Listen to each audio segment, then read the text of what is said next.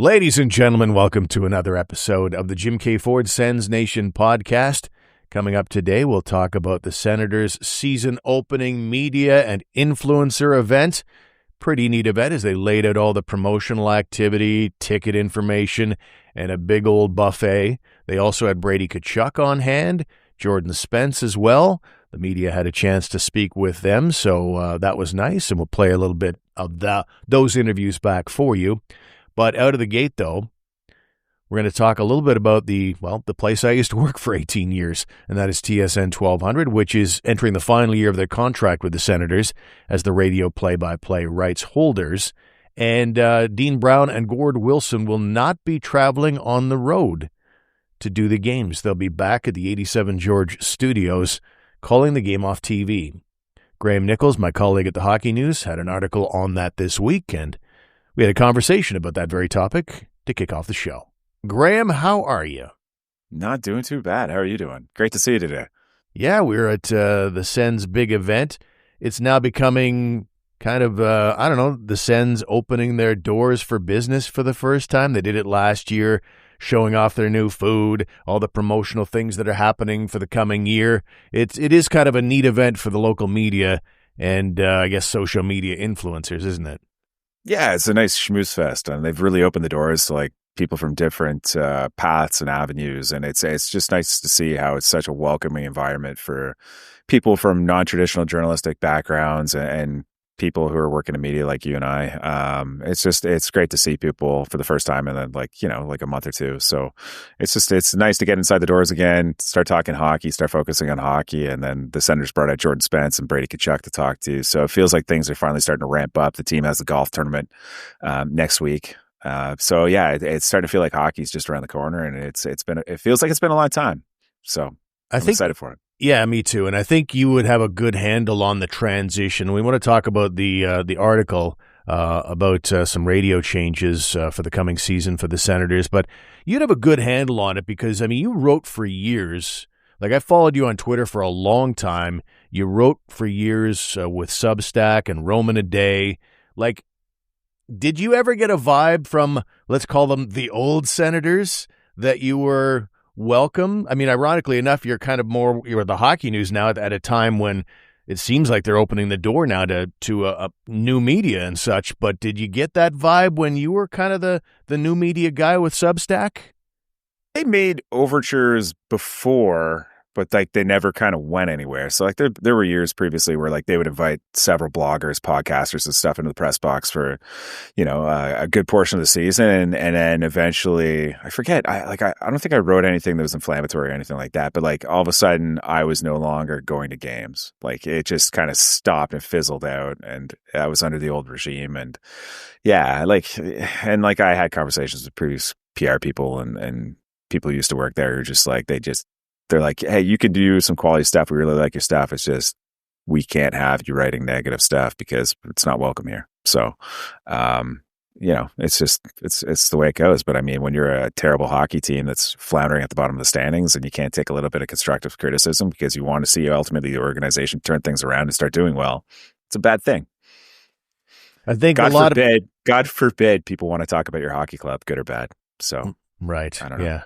You need to be able to fairly criticize. There's no question about that. And you're doing a great job, like I say, at thn.com/Ottawa. By the way, also on the Coming in Hot podcast as well. So you're keeping your new media foot in things as well. But let's talk about the article that has caused quite a bit of stir. It's interesting. I can't decide who the public is upset with, whether it's Bell Media or whether it's the Senators. But the news is this, that, and I'll read your words from your article, for the first time in this organization's history, the Senators' official English radio broadcast partner will not be traveling on the road to cover games live. What do you think the impact of that is to the average fan? To the average fan, it's probably not that bad. I think this kind of situation started back in COVID when teams weren't traveling. Everybody was in isolation. They started these remote broadcasts that became more popular and trendy during the years that followed. But I think broadcast companies realized that they could save a boatload of money if they didn't have to pay for people, whether it's a play-by-play guy, a color guy, and an engineer to travel on the road to cover these games at visiting rinks. Like, it's just a situation where these multi-billion-dollar companies just decided, hey, we can save a lot of money, and that's just something that they've taken advantage of. And I don't know if you can blame the broadcasters and the play-by-play guys, but like, you can do a fairly good job of calling games remotely. I think that just speaks to the professionalism and the quality of the talent that's out there, the on-air talent that's out there. So I don't know. It's one of those situations where I think, like, you know, if Dean and Gord are stuck at the George Street location at the studios of TSN 1200 calling a game, I think they'll be able to do a fine job. And in that sense, I think fans won't maybe notice it too much. I think there's going to be some degradation in quality just because, you know, you're following games on a monitor and you're stuck relying on camera work, potentially shoddy camera work even, or like missed isolation views where like they're focusing on a player after a goal and it wasn't that player necessarily who scored the goal, and you might call it saying, hey, player A scored the goal, but it was actually player B, and you know, you'll get some mistakes and errors that way. But at the same time, I think like Dean and Gord are such professionals that they'll do a great job regardless. But I think the real missed opportunity, and I talked about this in the piece, is that you're not having anyone cover the Senators on the road. There's no third-party sources going to talk to the team if they didn't play well, or to a player if something controversial happens. Like, you're essentially relying now exclusively upon the Ottawa Senators organization to handle all the content and questions and just everything that comes of it on the road. And I think that's just it's for a hockey-starved market in Ottawa that just loves content, that consume content at a crazy rate. As you know, like you run the Hockey News site, you see all the traffic that comes in, and you see the popularity of podcasts that are out there, whether it's Coming Hot, Locked On Sens, your own podcast. People love hockey in this city, and I think the market is just it doesn't serve them at all, and I think that's the unfortunate part of it. But at the same time, I totally recognize the business side of it as well, because, you know, they want to cut costs. If the Senators don't want to pay for the hotels, flights, or put Dean and Gord on the flights, and they don't want to cover their per diems, like, I totally understand the business side of it. And to Bell's point, like, they've cut costs across the board as well. Like, Ottawa's not the first organization that's experienced this, right, Steve? So I understand the business side of it. I just think in a market that loves hockey, you're underserving the fans that really want and crave Senators news. And I think that's the sad part, because like no journalist, no writer is traveling with this team anymore. Like, Bruce Garriock stopped covering this team in 2023-24. Alex Adams doesn't travel. I don't travel. Julie McKenzie travels sporadically, not very often, but he'll pick and choose his spots when he can, based off the athletics budgets. But I think it's really sad. Like, I grew up listening to you guys on the radio. I grew up, you know, reading like Ken Warren, Bruce Garriock, Chris Stevenson, all those guys. And it's just nobody's on the road anymore. And it's a different era. And I think it's such a sad development. I think it's just a sad reflection of where like the state of hockey is and where the priorities are right now. Yeah, I think you'll still get the positive news that's happening out there, but, you know, when there's, you know, some juicy details that are out there that may not serve the Sens well, are you going to get that information? In all likelihood, not. And I agree with you. I think the average person, as they watch the games, they're really not going to notice a huge difference, largely because you don't know what you don't know. Because I always say, you know, one of the great things about being at the game is seeing what's happening behind the play, and seeing things, you know, developing. And that's, I think, for the hardcore hockey fan, you want to see those things. But as you're watching the game, well, if you don't see it, you're not thinking about it. You're not feeling a sense of loss from it. I think the bigger thing, like you said, is what goes on the road and all the information that can be gleaned out there, and a connection between the media and the team. It's all really, really important stuff. Now, let me ask you this.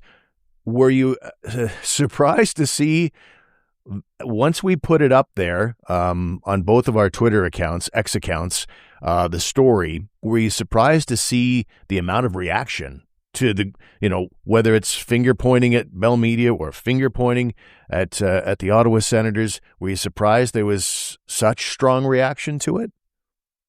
I don't think so. I just think, like, the way I look at it is like, Dean and Gord have been on the radio for almost 30 years. Right. You know, since this team's inception. So like they're they're day one originals. And, to me, like whether or not you like their calls of the games or anything else, like they're institutions within the city for calling hockey. And to not put them in a position where they can like go to a game in a visiting city, listen to the crowd, feed off that crowd, and have that kind of enthusiasm come through on their broadcast, like it just, I think there's like a genuineness that might be missing. Like it's hard to manufacture that excitement when you're not feeling it live in the house itself, right? So I feel terrible for those two. They do great jobs. I feel terrible for the radio station. I feel terrible for the people that are working there. I don't know if this portends what this portends for them in the future. Like their media rights are up at the conclusion of the 2025-26 season. So it's not a good harbinger.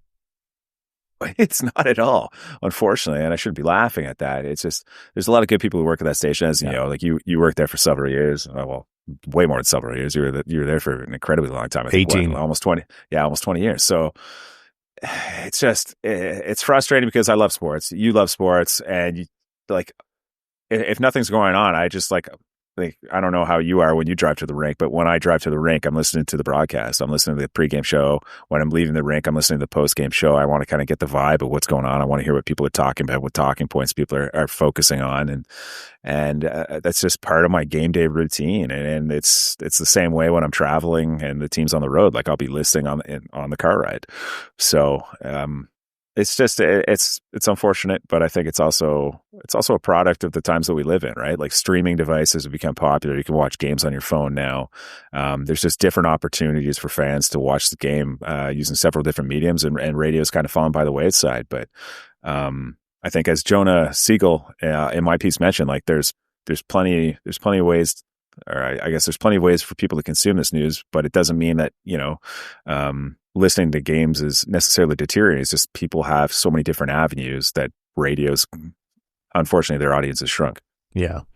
Yeah. As we look ahead to next year, you think about, you already alluded to it, but I mean, there's a year left in the contract as far as the English radio rights go. And this came up a couple of weeks ago because the French side made a radio switch, and unfortunately that meant Nick St. Pierre was out of the mix. And so time marches on with new contracts and things, and there will be a new contract for somebody. It'll either be Bell Media re-signing with a new deal, and with all the TSN radio stations that have been shuttered, you wonder not only about that deal, but about the very existence of TSN 1200 a year from now. Is there anything, I mean, in your conversation, well, first in your own thoughts and your conversation with Jonah, like, do you feel like with all these harbingers and signs, like, is there any reason for optimism as far as the TSN 1200 sports radio brand goes, do you think? It's a great question, but like one of the things that kind of resonated a little bit when I was speaking with Jonah was that, like we are kind of exiting the COVID times. I think there's like the forced back to work rules where like more and more people are going back for almost a full work week now. And I think like that will create opportunities to listen to the radio. It'll create more opportunities to do that. But at the same time, I think like technology has also improved to the point where it's like you can listen to Spotify in your car instead of listening to local radio, like without question. It's easier, fewer ads if you want. And there's just different opportunities out there. But I think, I don't know what radio stations can do. Maybe they pivot to a podcast format or I don't know. Like you're more of an expert with that background than I am. Like what do you anticipate or envision for the future of radio? Or even like sports talk radio? Well, first of all, I'd get every general manager and executive in this country a time machine and go back 25 years and start doing the things you should have been doing then. And I mean, you should have been going online. You should have been preparing that a long time ago, because it was there. The writing was on the wall, has been for a long time. Habits are changing. I've got a 30-year-old son now. Whoa. And a 26-year-old daughter. Ask me how often they listen to the radio in the course of a week. That would be 0. And I think that number is getting, higher and higher every year as far as age goes. So they need to embrace the online world and not just do it like even in because when my last time at Bell Media, it was amazing to me how the sales force would only sell terrestrial radio when the podcast was going out there. It was almost like they didn't believe in it. and that was the lesser product.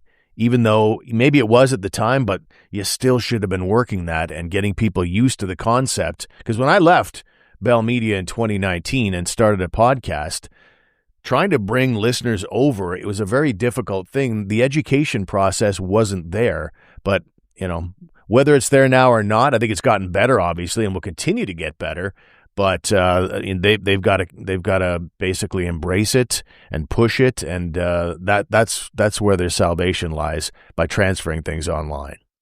No, absolutely, and I think that's one of the things, or one of the advantages the podcasts have, right? Like, I could listen to a recording that you had of your most recent podcast. I could listen to it tomorrow on the way into work. Like, it doesn't have to be a live thing. It's something I could just hold on to and then just listen to it when I have time and when I'm available to listen to it. And I think that's kind of like the beauty. And I think like 1200 has done a better job in recent years of making their audio links and everything else more accessible. And they have the podcast format as well. So you can do that. It's just, I just don't know what the future holds. And we're speaking about game broadcast and everything else, and maybe like the St. Louis Blues, who I mentioned in the article, they're going to a simulcast now where they'll use an opposition's feed or video feed, but they will have their radio play-by-play and analysts call the games for them. Right. So maybe that's a situation where we see like TSN, they have the regional television rights. Maybe we're eventually going to get to a situation where they'll just overlay that over the radio, and that'll be what fans have to listen to. So I don't know. There's tons of different options out there. It's just I'm really sad for the guys. I'm sad for Dean and Gord, obviously. And then I'm sad for this fan base because they're being underserved when it comes to away games and the coverage that's available before the games, not just the broadcasts themselves. Yeah. Yeah, the broadcasts themselves. I think about how often I'd listen to TSN 1200 during the Christmas holidays, and they got the World Juniors, and they really just take the TSN television feed and broadcast it on radio. And I'm thinking as I'm listening to it, this is a little too good. This is not a good thing necessarily, but like I say, and you agree with it. I mean, it's the concept of, being close to the team on the road, talking to other markets, reporters and play-by-play guys. That's all a huge deal. So interesting stuff in the hockey news today. Thank you for this, Graeme. And by the way, what was your favorite thing about today, food-wise? Ooh, food-wise? They had those like tomahawk steaks. I thought those were delicious. Yes. We only had small slivers of them, but those were absolutely delicious. The pierogies were actually really good too. Yeah, I don't know if you had a chance to eat those. I did not. AJ was going off on them. He was all excited about them, but I didn't get them or the nachos. But yeah, I really enjoyed those with a nice. What's more underrated than a good mashed potato? You had this mashed potato bed with these tomahawk. What was it again? Was it pork? Was it chop? It was steak. It was a steak. It was a steak? Yeah. Okay, there you go. I can't remember because I ate so much today. But I wanted to throw about 5 of them on there. And I had a dandy rum punch, got to say. I was a big rum punch guy from my Caribbean days. So all very good stuff. There you go. Yeah, there you go. I had the whiskey sour from Dunrobin Distilleries. Nice. So it's pretty good. A good sponsor of this program. Well played, sir. Well played. Anything have you got? Is the noodle working here for the next article for the hockey news, or is it a TBA thing? Yeah, it's TBA. We'll see how it goes. We'll see how it goes. I got some ideas brewing, but we'll see. Excellent. All right, well, keep an eye. Thanks, Steve, for everything that you do, and I appreciate everything because you're the one who looks after all my stuff and reviews it and everything else. So I appreciate everything that you do. Well, thank you. I appreciate everything you do as well, and we'll look forward to your next appearance on the Coming in Hot podcast. You can find that on YouTube or anywhere where good podcasts can be found. Graeme, thanks for being with us. We'll talk to you soon. Thanks, Steve.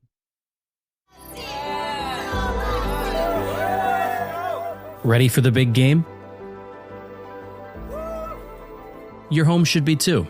With Celebrate Lights, you can show your team spirit and light up every victory. Sync your lights to your team's colors and let the whole neighborhood know when they score. Match your team's colors, celebrate every win, and take the excitement to the next level. Celebrate permanent holiday lighting, the easiest way to set the stage for unforgettable moments. So, are you ready to take your Ford ownership to the next level? Look no further than Jim K. Ford, introducing Ford Pass, your passport to a world of convenience and control. With Ford Pass, you're in control like never before. Start your vehicle remotely, lock or unlock it from your smartphone no matter where you are, receive instant alerts about your vehicle's health, and schedule service appointments with ease. Ford Pass puts you in the driver's seat of your car's maintenance. Plus, enjoy access to exclusive perks and rewards, earn points on vehicle purchases and service visits, and redeem them at your discretion. Their dedicated team at Jim K. Ford is here to assist you every step of the way. They make Ford ownership a breeze. So why wait? Visit Jim K. Ford today. Experience the future of driving with Ford Pass. Visit them at 1438 Uville Drive in Orleans or online at jimkford.com. Welcome back to the show. I probably made a mistake with the shirt that I'm wearing for you YouTube viewers. It's one of those ones that look like those old Magic Eye. If you look really closely in the shirt that I'm wearing right now, you can see AJ Jakubek pounding back pierogies at the Senators media and influencer event this week. I kid, AJ, I kid. But it was a neat event. It's the second year in a row that they've held it. Cyril Leader was on hand to talk about ticketing and off-ice things. Promotions were discussed. There was a big old feed for the media as well. There was also a media feed as far as interesting Senators to talk to. And it started with the captain, Brady Tkachuk, and here's what he had to say. Yeah, just spent most of my summer in New Jersey. Just finished our home there, and went to St. Louis for a little bit and had a couple weddings. So not as much travel as we've had in the past, but it was a great summer to recover, chill, and it was pretty easy to get excited for this upcoming season with the team that we have and just the group that we have. That I said that we all basically got here Sunday. That it just felt like we all saw each other yesterday, and that nobody missed a beat. So it was just great to be with everybody again. Health is good, Brady. Feel great. Yeah, it was probably a little bit longer than I expected, but taking a cautious approach to playing 2 months. That's needed that time, but I think it's the best I've ever felt coming into a season. You said you got back on Sunday? Yeah, I drove up Sunday, so been busy unpacking everything. I'm barely myself, but more for Low Rider. So he's got all the toys in the world, all the cars. So it's fun to be building those. You made the playoffs for the first time last year, and so many people around the league expect you guys to do it again. What does it mean for you to have these expectations elevate throughout your tenure as a member of the Ottawa Senators? I mean, of course, everybody externally is going to have, an expectation on us. I mean, internally, I think I said it after the season. Of course, it's going to be as hard to get into the playoffs, like last year. But I think that experience is going to help us tremendously right from day one. That we have a group that's able to do it, and for us, it's about having that Stanley Cup mindset right from day one, and that's something that I've seen up close and personal, and that's something that I know we're not going to stop until it gets done. And I think. Playoffs is, a great goal to have, but I think there's bigger goals that we're going to set for ourselves. Steve Staios and Travis Green at the end of the season challenged the team, the core, to take that next step into next year. How did you respond to that challenge in your off-season preparation? Well, after, everyone being here this early, I think that's, is an answer to, their question about their demand of, find other gear. And from these last couple of days being together, I think everybody found a gear. So, and I think that just shows with the goals that, playoffs is great, but it's not about just getting in the playoffs anymore. So, I think, we want more, and, it's just going to be a matter of, doing it right away and get prepared for camp and get prepared for the season. What areas drove into Ottawa and just even arrived at the Canadian Tire Center? What kind of emotions were you feeling? What kind of memories were just coming back for you about this season? I mean, the top of the list is playoffs. I mean, this building in playoffs is the most insane thing that, I've been a part of, just to feel like it really was everybody in this city that was on the same team, not just the guys on the ice, but you could feel, the employees in this building. You could feel, the fans in the building, see everybody on Elgin and watching, across the city. You really, for me, I felt that, and I felt that, it was all of us, and it was going to take all of us. And that's something I just kind of held on all summer and rewatching all like the pregame intros on YouTube and just kind of reliving that. It was super cool. And I know I'm excited I know we're starting on the road, but in the home opener to be matching that energy. Just about a week ago too, that you guys had your U.S. development camp. How is that going to make this season unique for you, balancing Team USA with the Senators? First and foremost is my priorities, to put the Ottawa Senators in the best possible position before the Olympics. And now once the Olympics comes around, then it's all about Team USA. But no, I'm just the sole focus is putting ourselves in the best position possible before that break, and then figure it out from there. How cool was it to see Jake and Shane at that game? It's unreal. I mean, I think they both deserve it, especially Sandy at Four Nations. He was awesome, and I think it really showed everybody how good of a player that he is, and for Pence, being able to win gold for the first time, I think it is 92 years for the U.S. That I think him and all those guys that went to World Championships and absolutely deserved it as well, because that's a huge accomplishment for USA Hockey and the next generation of kids in the U.S. So I think it was very deserving for those two, and especially how Pence was a big part of the World Championship team as well. This group Steve Stales didn't make many changes. What does this group have to do to take the next step?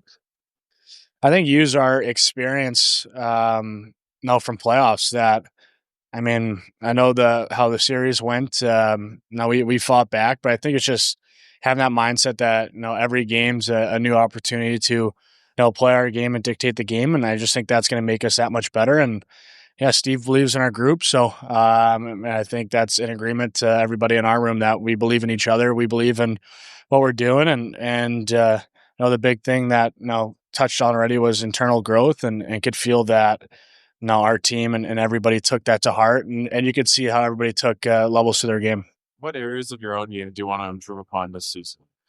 For me, it's just I think it's of course, I think all you guys know how I play. It's pretty demanding, but just having the endurance to do it day in, day out, shift in, shift out, and so I worked a lot on my conditioning this summer, and that's probably the best I've felt, and different types of stuff like that. So just continue to work on that before camp, in camp, and when it comes preseason games, season games, that shift in, shift out. I know I'm at my tip top shape, and be ready to play my game every single shift. Was that something you felt last year, kind of as the season progressed, that you kind of felt like your legs maybe a little bit? Yeah, I think with playing with physicality, it takes a lot out of you. So it definitely felt maybe there's some games where going into it didn't feel as great as I'd want, and have to simplify and find a way. But I think with the preparation that I know I took this year, that I'm hoping and I know I'm going to be feeling a lot better and the majority of the games. And of course, everybody has a couple games where they don't feel good at all, but just find a way. But, I'm hoping that it's more majority feeling great. So that's what I kind of focused on this summer, and felt like I gained a lot of experience in that as well. What was the biggest thing? Did you think about hockey this summer? Oh, that's actually a great question. I always watched, the highlights when we were done, and of course was rooting on, my brother when we were out, and but I wasn't really, locked into watching, games and stuff like that. But it was always just background stuff, and throughout the summer you kind of get bored, so you put on. There's like a channel on YouTube where it shows like kind of everybody's goals throughout the year. So just kind of I felt like I watched a lot of that and see where guys scored throughout the season, and found it to be interesting on certain trends and stuff like that. So, but for the most part, I kind of turned it off, just focused on being a good dad, good husband, and get myself in tip top shape. What's the biggest thing you learned from your playoff experience? I think for me, it's just the overall experience of playoffs. It's the highs and lows. The momentum swings, managing when it's kind of coming against you, and taking advantage when we have the momentum. And for me, it's that 1-0, 2-0, down 3-0. It's a whole new opportunity, a whole new game, and all I have to do is win one game and then focus on the next game. So I felt like kind of not reliving the past or overthinking the future is something that I learned, and I felt like throughout this series I started really embracing that mindset, and I felt like that really helped myself, and I think I did it for the whole group as well. A lot of people going into that postseason, they looked at you and they're like, "Man, you're a guy who can play in those moments. You should be able to thrive in those moments." Do you feel with your performance you proved those people right? I mean, it's just, I love those games. Now going through it, Four Nations and with playoffs, I think those, I'm addicted to those games. Those are the games that you really want to, make your mark on and really help the team win. And that's something that kind of held on to and kind of learned that those are the games that, I love to play in and love to, when all the, chips are on the line, that those are the moments that you want to be in. Brady, I think we're going to talk to Jordan Spence. First impressions of him as a new teammate. Have you gotten to know him at all? Awesome guy.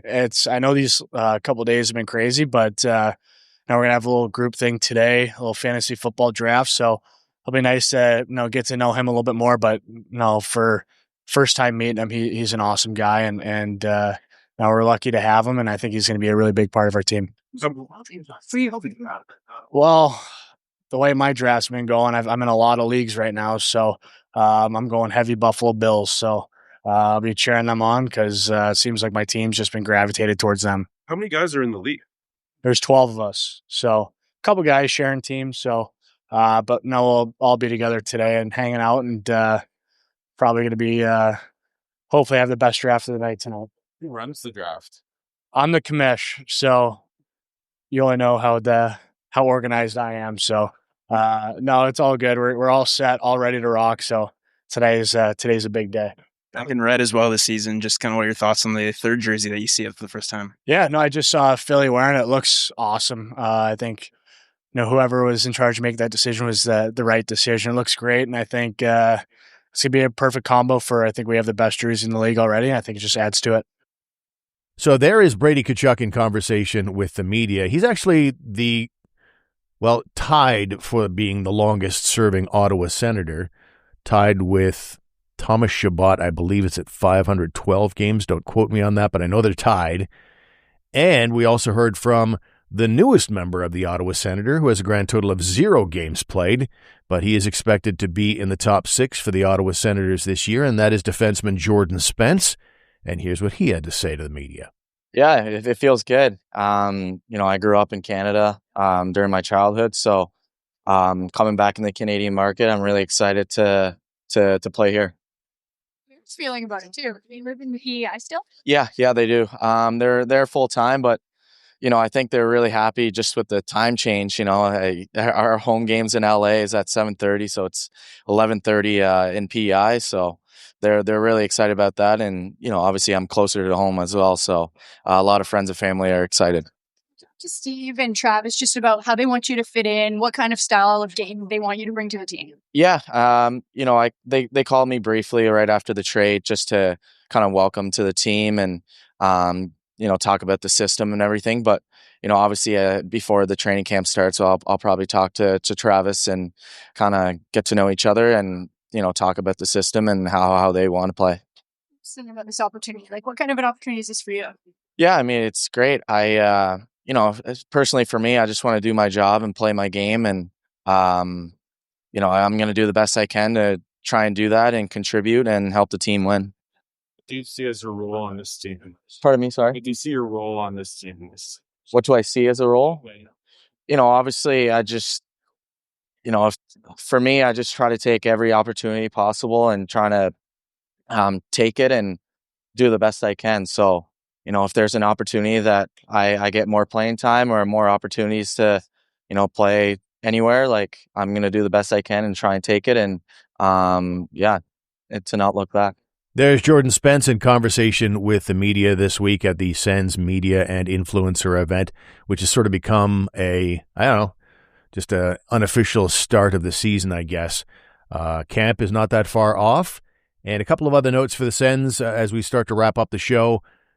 Donovan Sabrango, he was the defenseman brought over in the Alex DeBrincat trade from the Detroit Red Wings, former third-round pick in 2020, which was a pretty good draft all in all for the Senators. So maybe there's another gem in there in Donovan Sabrango, but he has signed a 1-year contract, a 2-way deal, and probably if there's an injury on the left side of that defense, he would likely get the first call up. He got called up a couple of times last year, making his NHL debut.